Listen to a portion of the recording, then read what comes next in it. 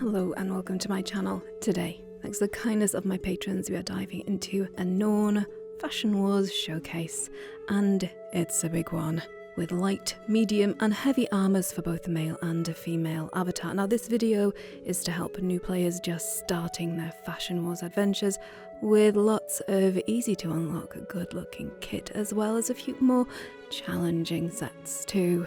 Now, if you are completely new to the game and want to learn all about the in-game mechanics of armour customization and character customization as well, links to my new player guide on that here. Now, for this video, to make life easy, in the description and pinned comment, you will find timestamps as well as links to the glorious Guild Wars 2 wiki for each and every set shown here. Now, I will be talking about how generally to unlock these skins, but the wiki will give you a step-by-step guide to unlocking them. So let's jump into some eye candy goodness for all those thirsty for the noble Norn. And why wouldn't you be? Starting with the Norniest of Norn gear. Yep, it's the Raven and Bear Ceremonial Armours. These skins are not locked to armour class or profession, so no matter your race, profession, combo, you can rock these shamanistic RPing lovelies. But how do we get them? To unlock these sets, you must have access to the Icebrood Saga. The Raven set comprises of head, chest, hands, legs and defeaties. The head is acquired via Drakkar, the open wall boss on Jorah's marches. The chest is a drop from the Whisper of Jormag strike mission. The hands, legs and feet drop from the Raven's Sanctum strike mission. The bear set comprises of head, chest, legs and feet, which all drop from the Cold War strike mission. Sadly, all the ceremonial gear are but a drop chance, both in the boss and reward chests from completing the strike missions. So that means you're going to have to run this content quite a few times to complete these sets. Links below to the Guild Wars 2 wiki for both sets and more details on their acquisition. Now onto some light armor love for the female avatar. Dry Bones is a vanilla set which you can craft or purchase with Karma or via World v World badges from vendors in-game. I think it's a great look for Shaman roleplay or just a less rainbows and sparkles class set. Links in the description below to the exact location of these vendors via a wiki. The Sheepskin set is but one of the cultural armor skins exclusive for the Norn, so only Norn players can buy the set. Heck, only Norn players can see it in game or even preview it. So there's that. So where do you get this glorious bit of kit? Well, head to Holbrecht, the Great Lodge, and at the back of the hall on the lower level you will find 3 cultural armor vendors. Sheepskin is tier 1, have fun.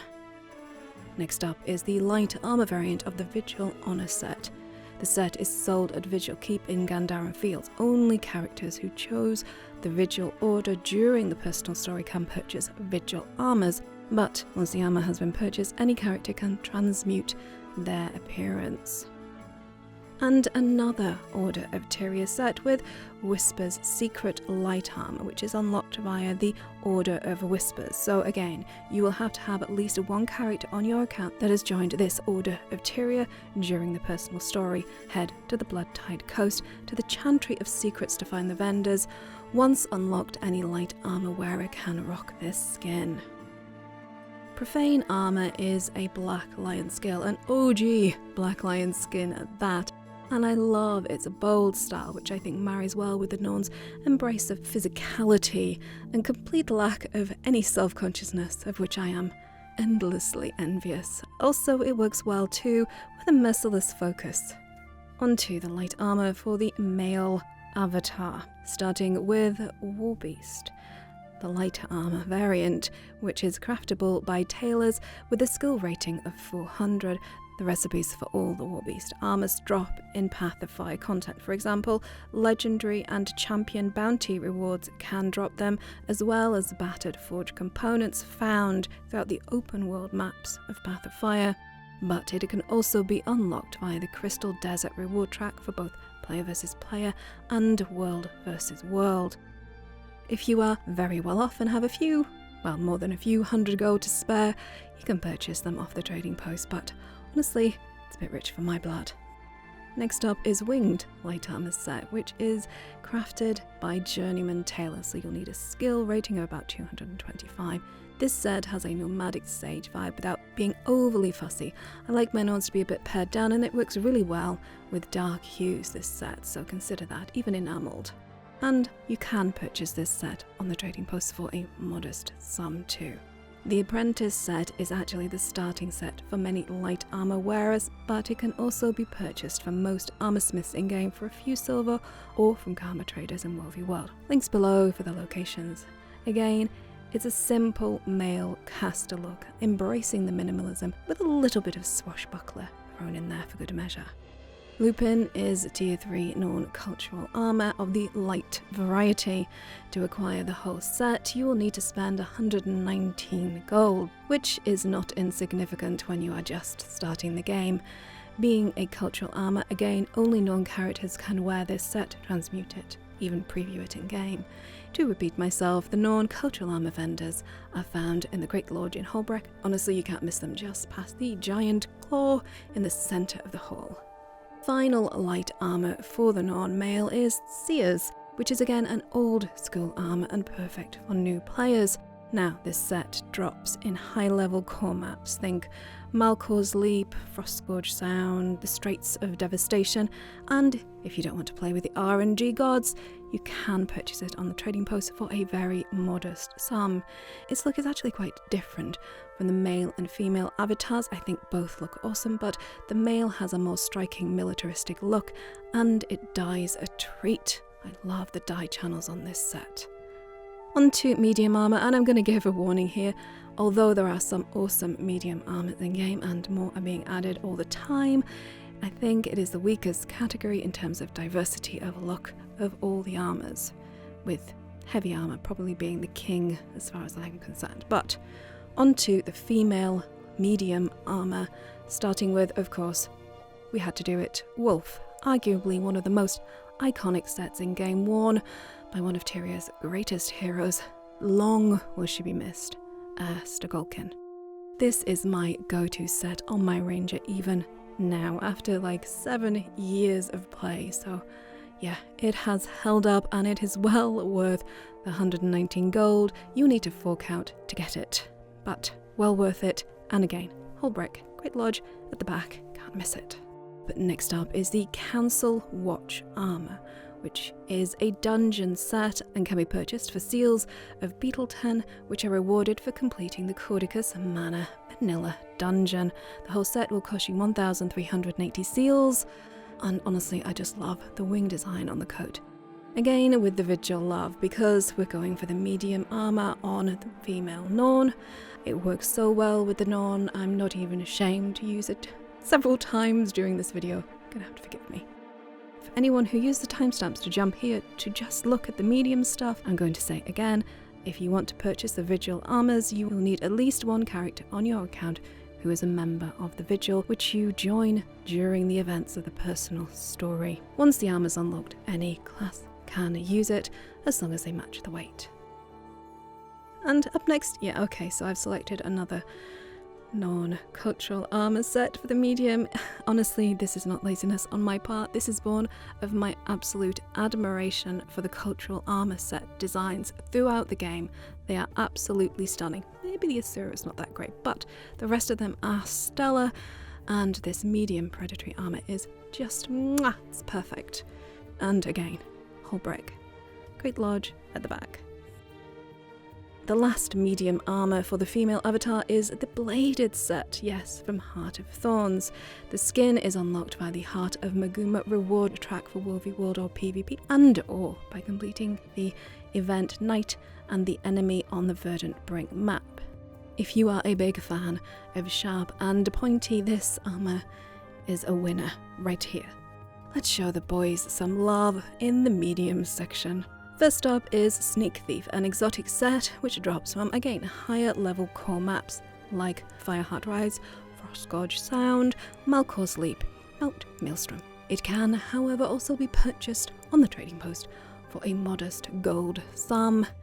I love its simplicity and its bold design, great dye channels. This set is Wolfborn. Now, I am not a fan of Wolfborn on the female avatar, but on the male it works so well, I love it. That bare shoulder gives you a chance to show off all the stunning body art that the Norn have, which I am completely jelly about on all my other characters. The Illustrious medium set is going to be one of the more challenging armours to craft, if indeed you do want to craft it, because you can get this same skin from tier 4 fractal running. That's a challenge level dungeons if you're new to the franchise. If you are going to craft this set, recipes for the Ascended sets, all of them including the medium, are available on the trading post and via Laurel vendors, to mention but a few. I'll links below to all the places you can get these recipes and to the fractal page so you can learn about that too. This set is medium heritage armour, and it's one of the few sets which is free to apply. No transmutation charges needed, and it's unlocked via the Hall of Monuments achievements. Now, this is old school stuff. These rewards actually originate in Guild Wars 1, and it was a kind of transition reward to tempt original Guild Wars players into Guild Wars 2, and we got to head to the Eye of the North early to pick up our lovely booty. If you are willing to take the plunge, and Guild Wars is still a very compelling game, links below on how to unlock the heritage armour. Now, the last medium armour for the Gentleman Norn is Flame Legion set. Yes, now this is a dungeon armour from the Citadel of Flame. To unlock the entire set, yes, you guessed it, you're going to need 1,380 Flame Legion char carvings. But how do you do that? Well, you run the dungeon. There are 3 paths. Have fun, go in a group, look in the group finder. I love its flaming chest and shoulders. What can I say? I like clothes that are on fire, but I can only wear them in game. Finishing off for the female avatar, we have the heavy armor skins, starting with, I know it's super predictable by now, but the Eagle set. Yes, this is tier 2 Norn cultural armor. The whole set costs about 7 gold, and honestly, you cannot go wrong with it. You get to show off your tattoos. This armor is incredibly flattering for the female form, especially if you have a 6-pack. Onto the Barbaric Heavy Armour, which is a crafted set that can be also purchased from the trading post for a very modest sum. It has a real gladiator feel to it, and who doesn't love spiky boots? I mean, I ask you.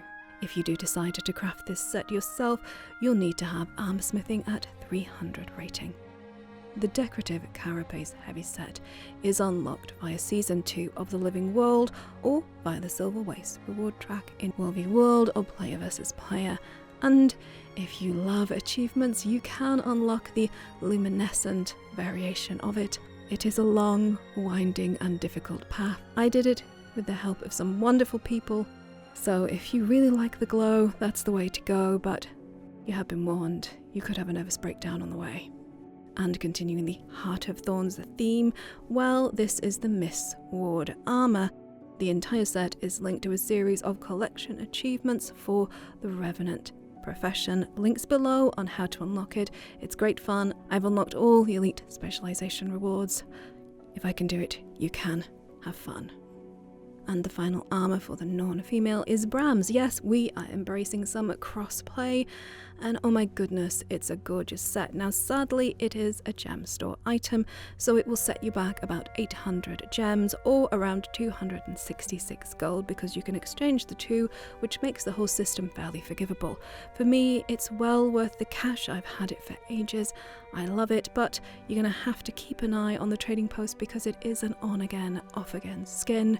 I just like fluffy armour and bustiers. And we're at the final leg, the Norn male heavy armour, and we're going to go bulky and brash, and of course we're going to start with the Norn cultural armour, because why wouldn't we? Stag, I know, cultural armour, tier 3, 119 gold, Hullbreck, back of the hull, past the big tooth.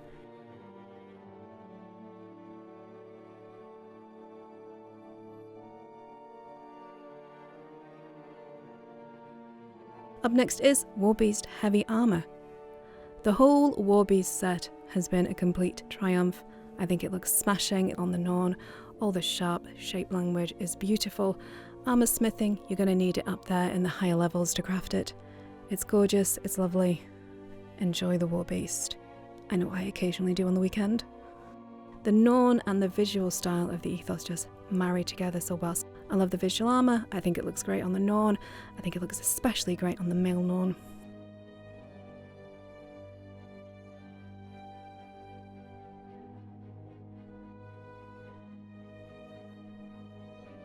Next up is, well, the Mad Max of armours, the Funerary Heavy set. It is a riot of spiky goodness, if that's your thing. It's a Path of Fire set, so you're going to have to pony up if you want to enjoy it. It's a collection reward set as well, much like Mistward. It is a series of collection achievements that you have to unlock for each piece. It's an insane mashup and it's well worth your time. And on the maximum height Norn, I think it's one of the most intimidating looks in the game. Definitely. Finally, possibly one of the most difficult for new players to get, but well worth the wait, is the Luminous Heavy Armour. And I think I can safely say it's one of the most decadent sets in-game. It is insanely ornate, but it works well with the voluminous shape of the male Norn. But how do you unlock it? Fornax. Well, the full set is found in Anniversary Achievement boxes gifted to players who have an avatar, an in-game avatar, who is 6 years old or older. If you've just started playing Guild Wars this year, hang in there. You'll get there. You will. You'll be fine. I'll leave some internet cookies in the comments for you. So that's my Norn Fashion Wars for new players just getting into the game. Some of the sets are more difficult to acquire than others, but I think we've got a fairly reasonable spread. Please do share your favourite Norn attire with me at Crichton_Herald and tag it with NornThirst just to scare the devs a little bit, keep them on their toes. And for all you Surachar, human Sylvari out there, you will all be getting the same love and devotion very soon too, with your own showcases for easy to get but pretty awesome looking armour. Please do like this video if indeed you did like it, subscribe for more Fashion Wars goodness in the future, and please do show some love to Cody, Kildare, Arthur, Why You Need My Name, Cub, Molini, Jolly Joe Star, Dark Griever, and all my wondrous, fantabulous Patreons, without whom I would be unable to dedicate the time and resources I do to my channel. I can never thank you all enough. If you'd like to join my band of nerdy awesome for exclusive lore videos, links to my Patreon page below, and if you feel inspired to jump into Guild Wars 2, there are referral links down there as well for both the free-to-play game and the Path of Fire expansion, which includes all the content from the Heart of Thorns expansion 2, including all those skins, thanks to the generosity of ArenaNet and their partner program, of whom I am a proud affiliate. Using any of those referral links directly supports my channel, but costs you, friend, not a penny more.